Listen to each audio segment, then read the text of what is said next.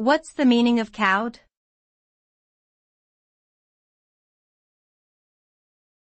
Cowed.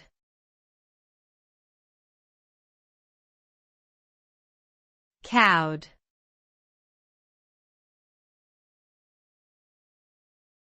Cowed.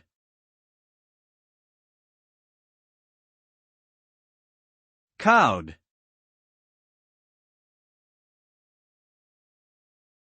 The verb cowed means to intimidate or frighten someone into submission or compliance. When someone is cowed, they feel overpowered and powerless, usually due to fear or threat of harm.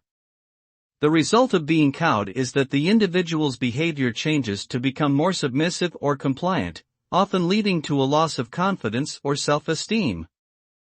This can lead to negative consequences such as limiting personal growth or opportunities, or perpetuating a culture of fear and oppression.